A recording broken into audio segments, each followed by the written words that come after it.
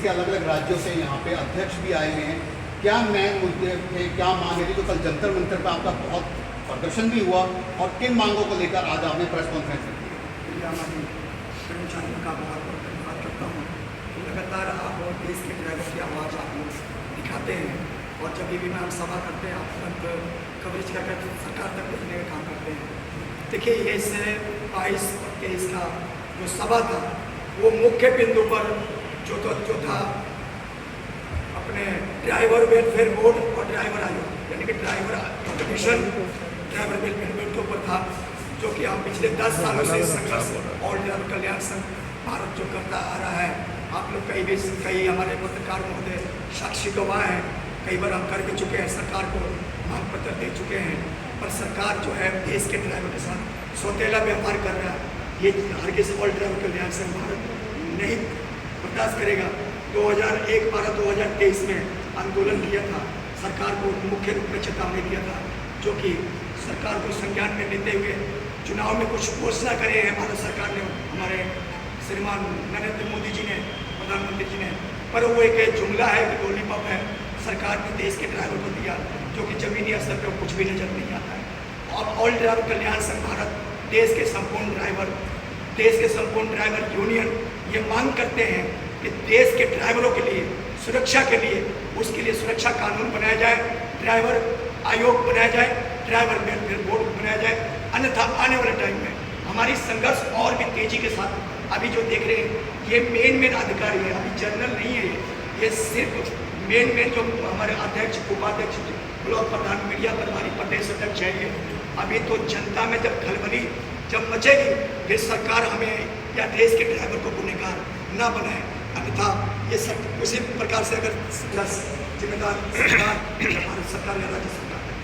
सुनील जी, अगर देखा जाए तो पूरे भारतवर्ष में देखा जाए 5 करोड़ से ज़्यादा ड्राइवर हैं जो इस देश के गाड़ी को चला रहे हैं। देखा जाए चाहे सरकारी हो या गैर सरकारी संस्थाएं हैं जो काम कर रही हैं, मगर अभी तक ड्राइवरों के हक में कोई फैसला नहीं लिया गया कि इसका दोषी किसको मानते हैं, संस्थाओं को या सरकार को पॉलिटिशियन को मैं मानता हूँ। आपने अभी ये बहुत बड़ा आपका महत्वपूर्ण क्वेश्चन है कि आपने जो आंकड़े दिए हैं, आपने ये भी सुना होगा सोशल मीडिया पर जो आपने कोई बयान सुना होगा, क्या 22 लाख देश में ड्राइवर की कमी है। ये हम नहीं कह रहे हैं, देश के ट्रांसपोर्ट मंत्री भारत सरकार नितिन गडकरी कह रहे हैं देश में 22 लाख ड्राइवर की कमी, किल्लत आ चुकी है। ये कमी सीधा सरकार की है। अब इस व्यवसाय से लोग भाग रहे हैं, या तो इससे पीछा छुड़ा रहे हैं या तो फॉरेन कंट्री में पलायन कर रहे हैं, क्योंकि भारत में जो ड्राइवरी करेगा उसको यानी कि किसी न किसी करप्शन या किसी न किसी कानून के द्वारा उनको सताया जाना, या कोई पॉलिसी नहीं होना, कोई रूल नहीं होना, कोई नियम नहीं होना, कोई सैलरी नहीं होना, कोई मुआवजा नहीं होना, कोई विश्राम घर नहीं होना, किसी भी प्रकार से जो है भारत सरकार में आज़ादी के 78 साल हो गए, भारत सरकार हो या राज्य सरकार हो, आज़ादी के 78 साल बीत गए। देश के ड्राइवर के लिए, चाहे वो टैक्सी वाले हो, चाहे बस वाले हो, चाहे ट्रक वाले हो, किसी के लिए कोई पॉलिसी सरकार ने नहीं बनाया।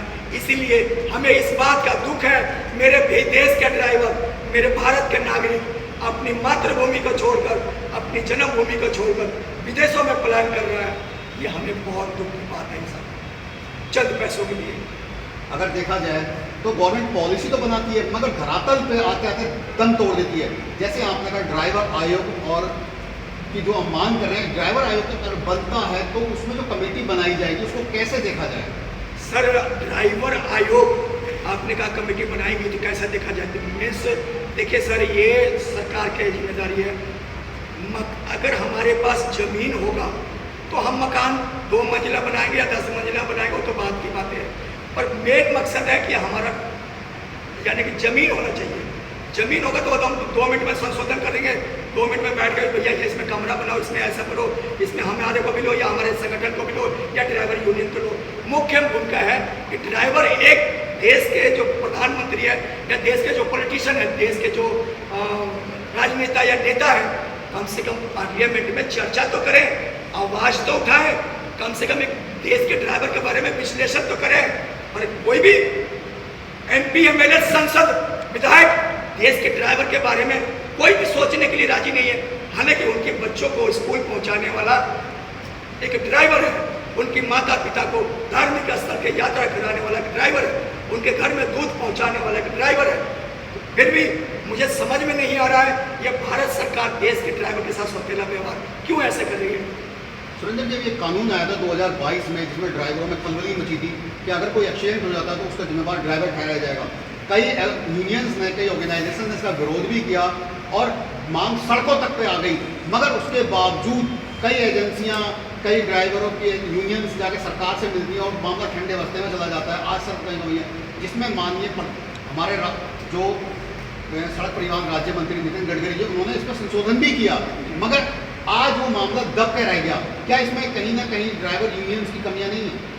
सर ये बहुत बढ़िया आपने सवाल किया कि ड्राइवर यूनियन को, क्योंकि या तो इस देश में ऐसे कानून बना दिए भारत सरकार ने, आप सरकार के खिलाफ बोलोगे, सिस्टम के खिलाफ बोलोगे तो देशद्रोही, या तो आपको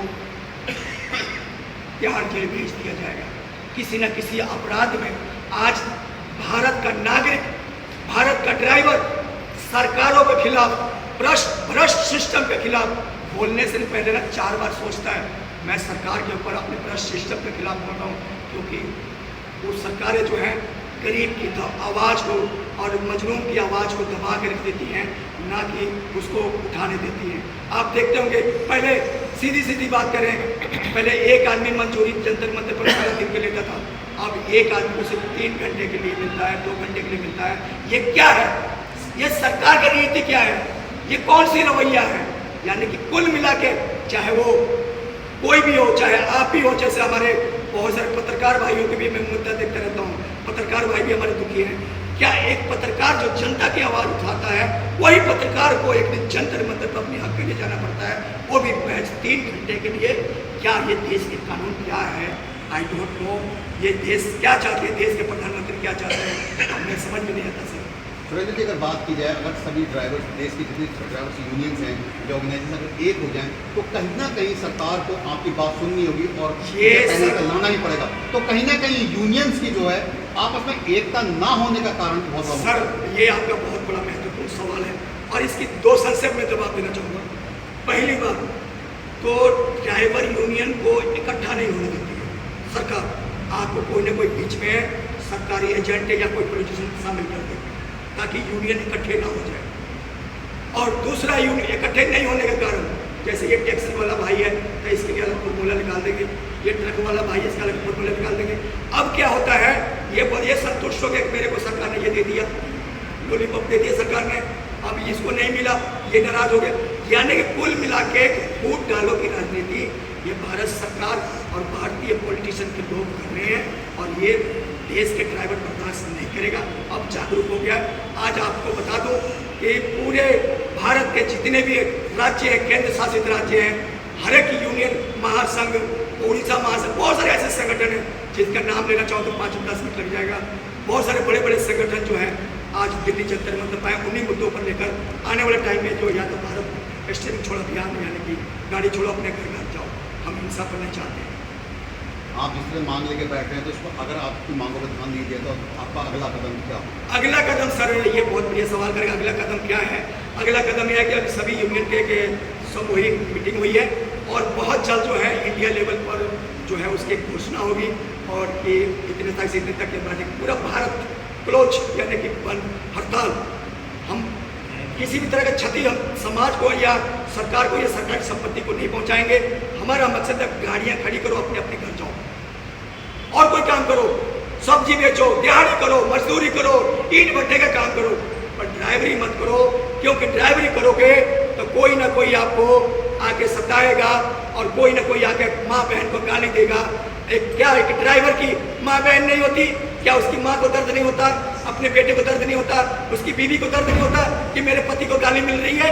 तो ये बहुत देश में दुर्भाग्य है कि देश के लिए ड्राइवर के लिए कोई भी सेफ्टी कानून, सेल्फ डिफेंस के लिए आज महिलाओं के लिए बने हुए ना, बहुत सारी महिलाएं प्रयोग करती हैं देश के ड्राइवर के साथ। या तो वो आवाज उठाएगा, हमारे एक कार्यकर्ता के साथ मैं बताना चाहता हूँ, आज सोशल मीडिया के माध्यम से एक कार्यकर्ता के ऊपर बहुत सारे गंदे केस लगा दिए, उसको कौन से केस बोलते यार, वो MD केस लगा दिए। क्यों? सिर्फ एक आवाज़ दबाने के लिए या तो ये मुस्लिम है, या तो इसको हिंदू मुसलमान से जोड़ देंगे, या तो इसको आतंकवादी से जोड़ देंगे, या तो किसी न किसी आरोप पे फंसा देंगे। क्या इस देश में ड्राइवर होना अपराधी है क्या?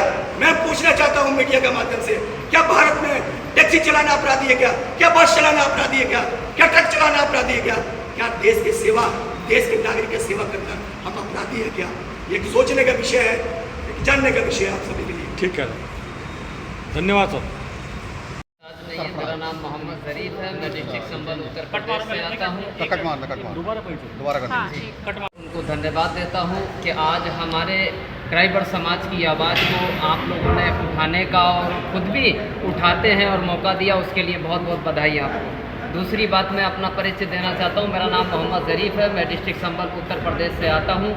आज अपनी बात रखने का मौका मिला है तो मैं आप सबको बता देना चाहता हूँ कि देखिए, जिस तरीके से हमारे साथ एक वादा खिलाफी हो रही है और जिस तरीके से हमारे साथ तानाशाही हो रही है, क्योंकि हम 11 साल से ज्ञापन देते हैं, लेकिन क्या है, अगर इसका रिजल्ट देखें तो 1% जीरो है, लेकिन कोई भी अभी कामयाबी नहीं है। क्योंकि ये जो सरकार है ये केवल जुमलों की सरकार है, ये सिर्फ अमीरों की सरकार है, ये मजदूरों के खून पीने वाली सरकार है। ये हमारे मुद्दों पे बात नहीं करती, ड्राइवर की मौत पे बात नहीं करती, ड्राइवर की अगर मृत्यु हो जाती है तो उसके परिवार को 20 लाख की बात नहीं करती, ना ही भारत के अंदर ड्राइवर आयोग की बात करती है, ना ही भारत के अंदर ड्राइवर दिवस की बात करती है। वो क्यों नहीं करती है, मैं बता देना चाहता हूँ कि लश्कर भी तुम्हारा है और सरदार भी तुम्हारा है, लश्कर भी तुम्हारा है और सरदार भी तुम्हारा है। तुम झूठ को सच लिख दो क्योंकि ये अखबार भी तुम्हारा है। तुम झूठ को सच लिख दो, ये अखबार भी तुम्हारा है। और इस दौर के फरियादी जाएं भी तो जाएं कहां, क्योंकि सरदार भी तुम्हारा है और ये शासन भी तुम्हारा है। ये शासन भी तुम्हारा है। क्योंकि हमने 11 साल के पीरियड में देखा, हमने कितनी कितनी मुसीबतें उठा के हम जेलों तक के अंदर बंद हो गए, कर दिया गया, लेकिन क्या मिला? कुछ नहीं मिला। हमें सिर्फ मिली तो आगे को तारीख मिली, लेकिन हमें इंसाफ नहीं मिला। लेकिन सर, मोदी जी तो ये कहते हैं ना कि सबका साथ सबका विकास हो रहा है और गरीबों के साथ चलते हैं। देखिए, बहुत अच्छी बात आपने कही है, तो मैं आपको बता देना चाहता हूँ कि देखिए, तुम्हारी फाइलों में गांवों का मौसम तो गुलाबी है, मगर ये आंकड़े झूठे हैं और दावा किताबी है। मगर ये आंकड़े झूठे हैं और दावा किताबी है। और दोस्तों, कीमत तो बहुत बढ़ गई शहर में धान की, पर विदा ना हो सकी बेटी किसी किसान की, और मौका लगा कुर्सी की खातिर तुमने तस्वीर ही बिगाड़ दी इस हिंदुस्तान की। ठीक है, अब दूसरा हम बहुत बढ़िया अवतार सिंह है और मैं झारखंड का सेवक हूँ प्रदेश का। अवतार सिंह जी, आप झारखंड से आए हैं और कल जंतर मंतर बड़ा प्रदर्शन भी हुआ जिसमें सरकार को कहीं ना कहीं जताया भी। आज जो मुद्दे हैं, क्या मुद्दे हैं और किन मांगों को लेकर आप सुन? मुद्दे ये लड़ाई है और लड़ाई बहुत बढ़िया, बाकी जो है नहीं जाएगी, बाकी नहीं हो जाएगी। बात ऐसा है कि सरकार को आदत हो गई है थेथरपना वाला, सरकार थेथरपना आ गई है। एक तो कूद के मारना है, कुत्ता दौड़ा के मारना है। सरकार दोनों नहीं कर पा रही है। ठीक है, ये लोगों को बेवकूफ़ बना रही है, समाज को बेवकूफ़ बना रही है। इसको ड्राइवर हिंदू मुस्लिम करना बहुत जरूरी है, पर ड्राइवर मुसलमान हो उसका लायक सामान खाना खा सकते हैं, उसका लायक कपड़ा पहन सकते हैं, उसकी ट्रांसपोर्टेशन मंजूर है, घर में ड्राइवर रह सकता है। लेकिन देश में हिंदू मुसलमान करेंगे और ड्राइवर खुद आ जाएंगे। आज अभी जो हो रहा है देश में हो रहा है, लोगों के साथ सरकार ने एक रवैया बना लिया है कि अभी कुछ पार्टी के लोग ड्राइवर मुद्दों को लेकर आ रहे हैं। मैं भाजपा का, मैं खुल के बताऊँगा, मैं पार्टी का हूँ, मैं सरकार केंद्र में ये करा दूँगा। ये आज ड्राइवर गुमराह कर रहे हैं। ये कौन लोग आ रहे हैं जो आप बात कर रहे हैं? जो आप बात कर रहे हो बीजेपी, अब लोग आ रहे हैं, बोल रहे हैं कि मैं ड्राइवर संघ से हूँ। हमारे में, अरे भाई, बीजेपी का नाम लेके हमको धमकाया जाता है। वो बीजेपी का अपने आप को विधायक बताता है, एक बड़ौदा से बैठ के धमकी देता है हमको कि हम बीजेपी के विधायक हैं। तो ये कहाँ राष्ट्रीय अध्यक्ष बताते हैं अपने आप को, जिनका नाम भी मैं यहाँ पर अगर लेना चाहूँ तो इसमें कोई गुनाह नहीं करूँगा, जिनका नाम है सतीश जागड़ा। और बड़े दुख की बात है, एक तरफ ड्राइवर का रहनुमा कहलाया जाता है और दूसरी तरफ ड्राइवर के शोषण करने पे उतर आता है। कैसा ड्राइवर का रहनुमा है?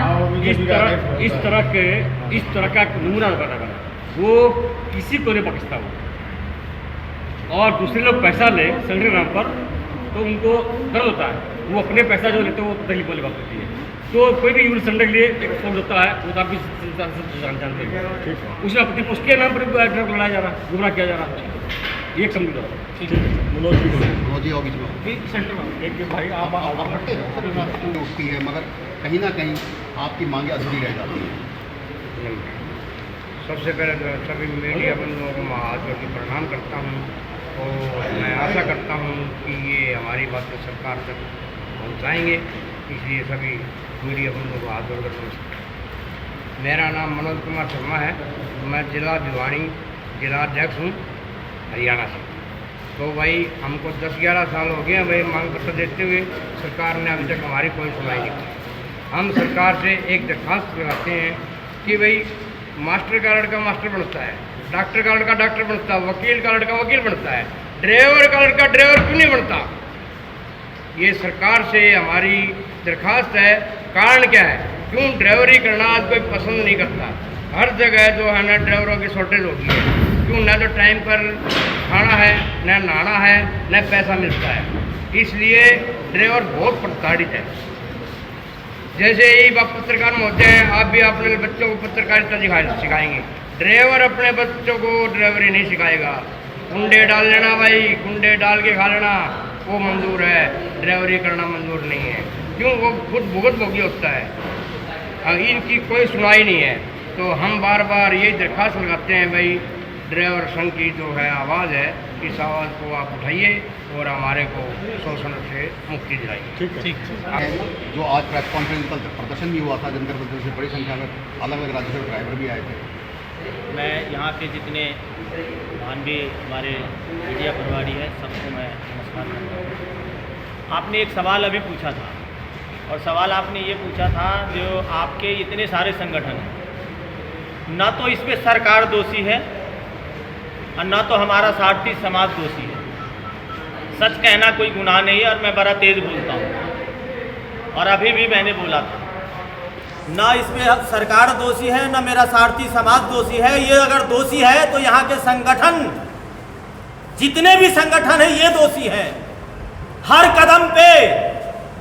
कदम पे हमारे सारथी समाज के कंधे पे रह के बंदूक चलाते हैं, खुद के लिए अपनी महल बनाते हैं और हमारे सारथी समाज के लिए उगहाई करते हैं, जो आज भी हुआ है, और मैं इसका प्रत्यक्ष गवाह हूं।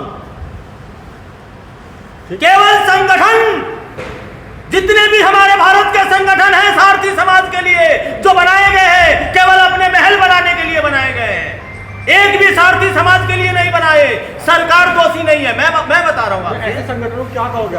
मैं बता रहा हूँ, सरकार दोषी नहीं है। सरकार दोषी इसलिए नहीं है क्योंकि हमारे सारथी समाज का महफिल बना लेते हैं, और सबसे आगे जब रहते हैं ना तो उस कुर्सी पे जाके टेबल के नीचे अपना दाम दक्षिणा लेके निकल लेते हैं। तो कहीं ना कहीं इसमें आपके संगठन ही दोषी पाए जाते हैं। इसमें संगठन ही दोषी है, सरकार दोषी नहीं है। अगर आज हमारी सारी संगठनें जितनी है ना भारत में, मैं आपसे पूछना पाता हूँ मीडिया के माध्यम से, आप ये बताइए हमारे सारथी समाज के लिए इतने संगठन की क्या आवश्यकता पड़ी? इतने संगठनों की क्या जरूरत है? 6000 कुछ संगठन चाहिए। किस लिए? जो मेरे पास सारे आंकड़े हैं। नहीं, किस लिए तो आप बताएंगे ना।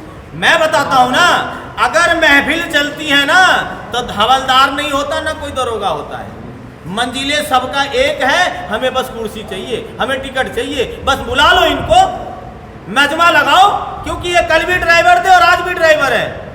एक भी संगठन कोई ऐसा बता दे जो हमारे सारथी समाज की सेवा करता हो। ओके।